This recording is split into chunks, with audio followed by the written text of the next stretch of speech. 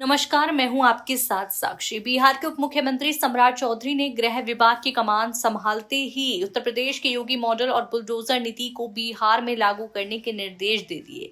इस कदम के बाद राजनीतिक गलियारों में हलचल मच गई और जन अधिकार पार्टी के प्रमुख पप्पू यादव ने इस मॉडल को पूरी तरह खारिज कर दिया।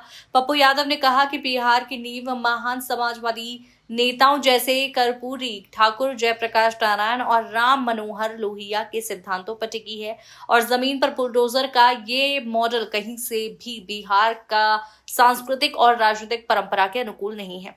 उन्होंने स्पष्ट कहा कि इस तरह की नीतियों से गरीब और आम जनता का नुकसान पहुंच सकता है और इसे लागू करना अस्वीकार्य है। पिछले विधानसभा चुनाव में करारी हार के बाद पप्पू यादव कांग्रेस बैठक में शामिल होने के लिए दिल्ली पहुंचे। बैठक में उन्होंने कहा कि चुनाव में किसने कितनी जिम्मेदारी निभाई और किन कारणों से पार्टी हार गई, ये तय किया जाएगा।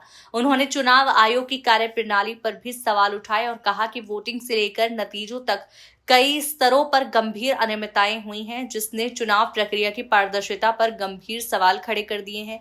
पप्पू यादव ने कांग्रेस में नेतृत्व परिवर्तन की मांग को लेकर तेज होती आवाजें पर भी टिप्पणी की और कहा कि ये मामला पूरी तरह से आलाकमान और अनुशासन समिति का है। बुलडोजर मॉडल और योगी मॉडल की बिहार में चर्चा पर पप्पू यादव ने कहा कि बिहार की जमीन इस तरह की राजनीति के लिए नहीं बनी है। उन्होंने आरोप लगाया कि कुछ नेता और अधिकारी मिलकर गरीबों को उजाड़ने की साजिश कर रहे हैं। उन्होंने संसद में जय हिंद या वंदे मातरम जैसे नारों पर पाबंदी की खबरों पर भी अपनी प्रतिक्रिया दी और कहा कि नारे लगाने की आजादी सबको होनी चाहिए।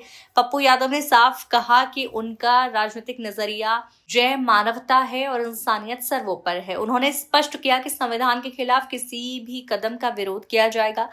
आखिर में पप्पू यादव ने एक बार फिर जोर देकर कहा कि योगी मॉडल या बुलडोजर मॉडल बिहार में कतई लागू नहीं होगा। उनका कहना था कि बिहार की राजनीति और प्रशासन को लोगों की भलाई और समाज के सिद्धांतों के अनुसार चलाया जाना चाहिए, ना कि किसी कठोर और हिंसक नीति के तहत। उन्होंने जनता से अपील की कि वो इस तरह की नीतियों के विरोध में आवाज उठाएं और समाज के मूल्यों की रक्षा करें। पप्पू यादव का ये संदेश न केवल राजनीतिक तौर पर स्पष्ट है, बल्कि ये सामाजिक और मानवीय दृष्टिकोण को भी उजागर करता है।